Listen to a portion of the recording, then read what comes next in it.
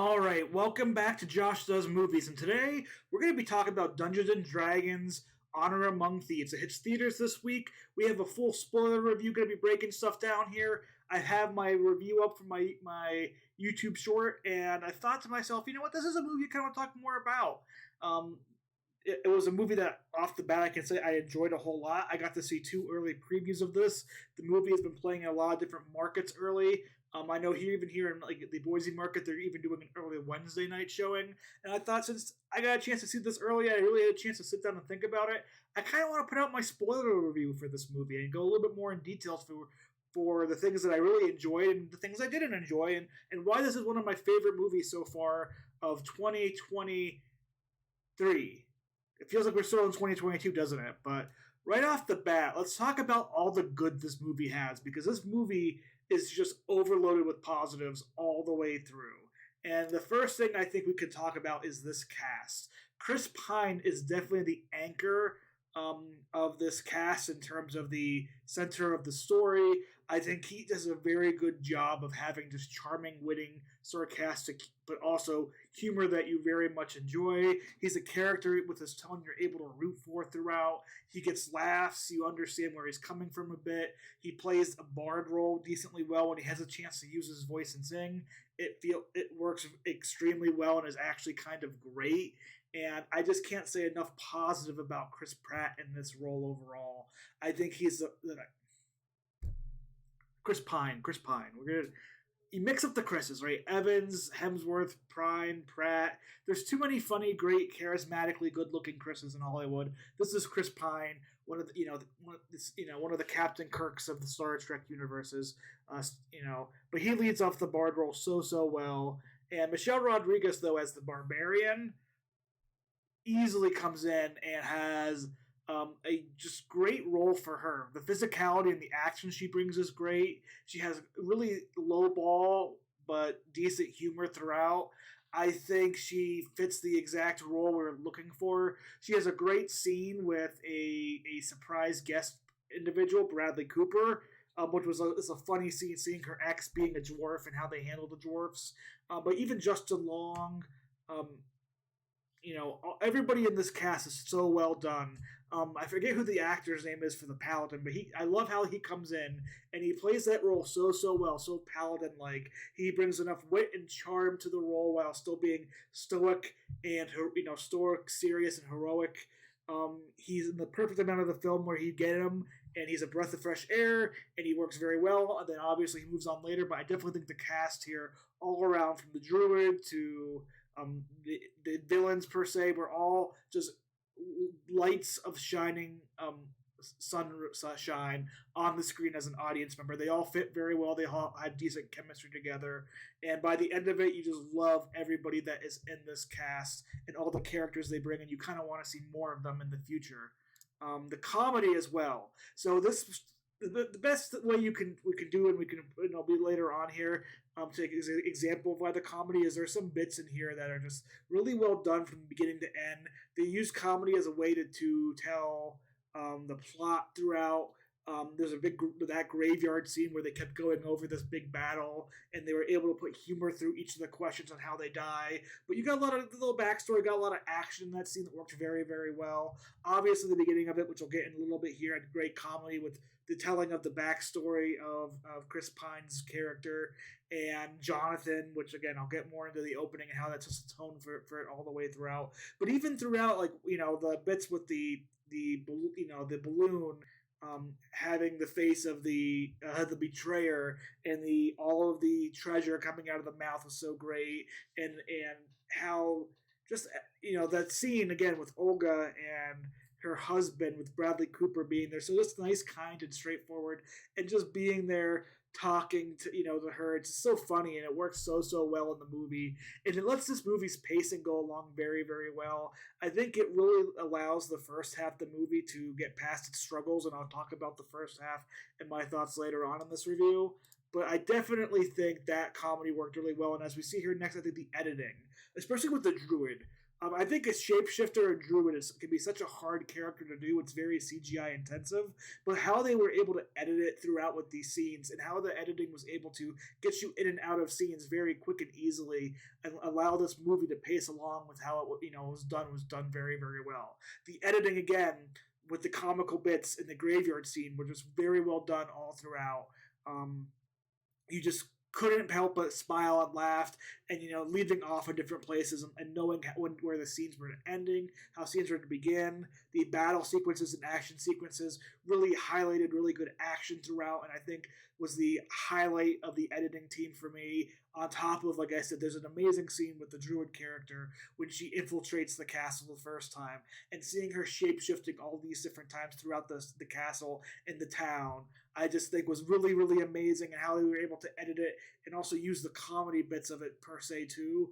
The editing team here did such an amazing job, and like I said, that sequence with the druid, escaping that first kind of big reveal, I think will go down as one of my favorite scenes of the year. It was a creative way to really like. It was a very creative and very well edited, and the pacing and the humor and the action on that little part was just so well done and so well imagined in this world, and just was one of the first moment I think this movie had that was like, okay, this is going beyond something that's very basic. This is actually something really creative and very fresh in the minds of me, for me, and the world that we're living in with movies, with either being superhero movies, super high dramas. We don't get very many of these action comedies as well as we used to get. This is a very 90s and early 2000s type movie, in my opinion, but it works very, very well in today's age and what we're looking for in movies, I feel. Again, the druids and the creativity were so well done. I think the handling of the creativity with the paladin and his backstory, and showing all the different battles per se, the whole dragon scene in the underworld, where the dragon, instead of being fierce and scary, was just a big fat dragon that ate too much, and how that went throughout was great comedy, but also added some great creative senses. Having the druid, the druid throughout, he's shape shifting, and the bear eagle was just, or a bear owl. It was a bear owl or bear eagle. I can't remember, but so good throughout. And the way they handle all the different scenes, the dwarf scenes, and they really included a lot.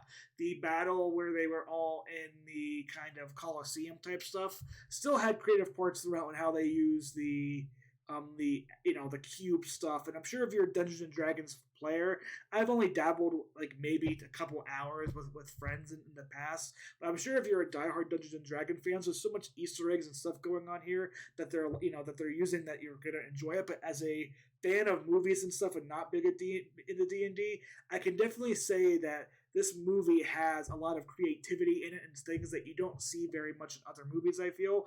And it really brought a breath of fresh air, especially in that second act. Once we get going after the graveyard scene, this movie lights like a fire and just goes all the way to the end, charging. And that's why after the opening, the second half, I think there's a second half going to come in here after the opening, but we'll talk about the second half later. But the opening worked really, really well, because I think it sets the tone of this movie. Having them, Chris Pine and Michelle Rodriguez, first, the great opening of seeing Michelle Rodriguez be a badass that just kills the prisoner who's trying to hit on her was so funny and so great. And I think it's a good tone. And Michelle Rodriguez's character, the barbarian, is this a big badass per se, and isn't big in the talking and stuff, where Chris Pine's character is as the bard. But also having the great Harper backstory for Chris Pine's character, seeing what happens with his wife, knowing his motivations, while also adding the bits with Jonathan throughout. And you're wondering, when is this Jonathan payoff's going to be? You think it's going to be the fact that Jonathan's a friend of his that may get him cleared. And you just, every time you get something serious, like he's like, I think Jonathan would really understand this better. And it was just so funny. So whenever you see that the opening also worked, that they were going to get pardoned and out anyway, but Jonathan was a bird creature that they were using to escape this big prison, this labyrinth of a prison, which is so funny, and it worked so well. And I just couldn't help but smile and laugh over that part. I think it was just really great gold, and I really enjoyed it overall. And it was a great way to start the movie and get you engaged and know it's like a fun little comedy, and you know what type of world and characters you're working with. But the movie strives in the second half.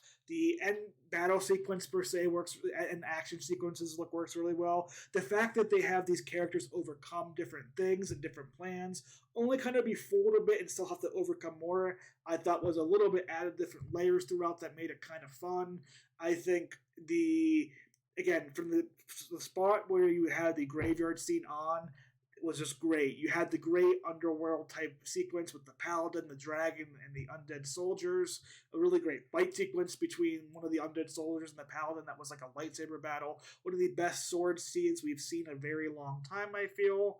Um, just little moments like the druid hitting down on the red witch at the end, the red wizard, and being like, no, I kind of want to do more damage to her. And being able to take back things like with his daughter, with the invisibility gauntlet, again, works so well, and how they put it on the red wizard, and that was their way of stopping her. It felt like a very big party coming together and working as a unit top to bottom, and there was no weaknesses throughout, and it's really what makes this movie, I think, shine, and why I can't wait to go see it again this weekend, and why I can't recommend it enough to other people. This movie was just so funny and so good into the second half, and everything came together naturally, and the characters worked well together. Their plans made sense and they were logical, but they also had emotional flaws, and there was things that weren't so easy. Villains weren't so stupid to let the original plans work. They figured that they were going to try something, so they came up with their backup options. So the second half is a beautiful second half to a movie, and it really makes this one of the best movies I've seen in a while, and definitely the best so far of 2023. And I really hope that we can get more and more and more people into the theaters to see this, because I think they'll enjoy it and have a great time, especially families. Now, no movie's perfect, and there's always going to be some issues. So let's get to the bad spots. And the CGI, outside of some of the druid scenes, is very spotty. The big Winterfell or Winterhell, I forget what the town's called, Neverwinter, is just very bland CGI look to it. The dragon was fine, for some CGI, but it also was very cartoony, which fit the style of it per se. And some of the CGI done with the red wizards and stuff felt very basic in different ways, and it wasn't horrible. It wasn't like taking away to make the movie bad, but definitely was an area where the CGI wasn't as well done as it could have been if they put more money in, which I'm not saying they should have. I think the movie is done very well for its size, but if you're looking for an amazing CGI type movie, something like an Avatar but with a fantasy world, or even like modern day Lord of the Rings type stuff, or you're not going to get that here, I don't think. I think this is even a little bit of a step down from like the Game of Thrones House of the Dragon type CGI when it comes to dragons in some of the world, with set pieces and stuff. But I think it still is able to feel like its own world, and I think it still does very well overall. It's just one criticism I would have. The second half, another criticism I would have is the first half of the movie. I think you're kind of going from point A to point B, rounding up people, and having very bland lines being read. I think the first half you have a lot of lines that are like, this is a joke, let's end the line on a joke, and it didn't really add much, and it felt very clunky in a little bit. Like I said, it wasn't until they got to the graveyard scene with everybody there and having that work did I feel like this movie took off and went into something great. The first half definitely has some issues, and I think it has some stuff to work on per se if they ever had a future movie. But I think that comes whenever you have big party team up movies. You are spending a lot of the first half of these getting these people together and getting you to understand where each of these new characters are going to be coming from. Whereas in future movies, they're already going to be a team that we've seen and we know, and we're not expecting things. There's no needing to set up barriers and stuff. And I think the first half of this movie is just clunky because it's trying to build the world together, and it's just not moving very well. And you might feel like that the tone is off a bit, and it might be a little bit too janky. But trust me, wait until after the graveyard scene to see if you start liking this movie. To me, the first half was, I think, the biggest weakness overall. But after the graveyard scene, the movie is just a pure joy. I can't think of any major criticisms after that besides one thing, which is the ending being very predictable. Having this tablet of resurrection, knowing that he wants to use it on his wife, and he's telling his daughter that he's trying to do it to save, bring back her mom, but he realizes in the end that the mom she had was Olga, Michelle Rodriguez's character, and whenever you saw Michelle Rodriguez, potentially die, it was like, okay, she's obviously coming back with this tablet thing. Let's not think twice about it. You having this emotional moment, you didn't really feel it per se, and that might just be me thinking too much about the movie. but I thought it was very predictable with that ending part, and it tried to tag on some heartstrings throughout. But that was the only big predictability part, and that was the only bad part I saw about the second half. Overall, my final thoughts on this movie is it's a great time. I love the humor throughout. It was so creative, and the editing was so well done with a lot of these sequences that it just felt like a very original movie. The cast worked really, really well together. I want to see more of these individuals. I hope this does well. They've been doing a lot of previews, beforehand because I didn't know this was a good enough movie.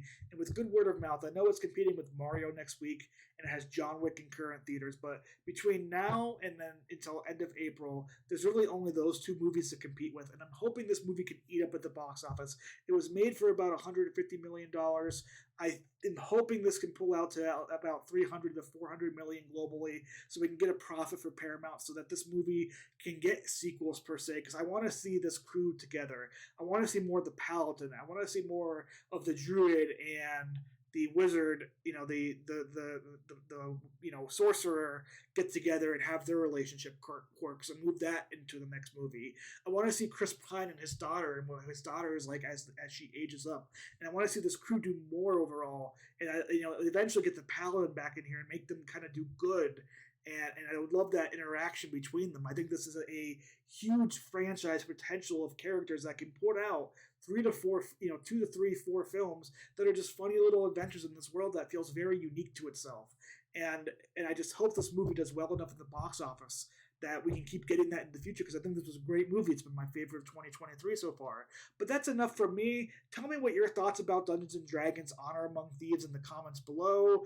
How many times are you planning to see this movie? Are you like me? I'm going to probably go see it one more time, which will be my third time in theaters. I really want to support this movie and do well. If you like content like this, let me know. Subscribe, put comments down below. I can put bigger, longer reviews like this out. I'm still trying to figure out what I want this channel to be. I definitely like putting out my shorts and stuff with short reviews after I see movies and everything like that. But I want to do a little bit different things and see what people like. So tell me your thoughts down below. But until next time, enjoy the movies, enjoy TV shows, and I can't wait to see what Mario Brothers brings next week. So I'll see you then. Otherwise, peace.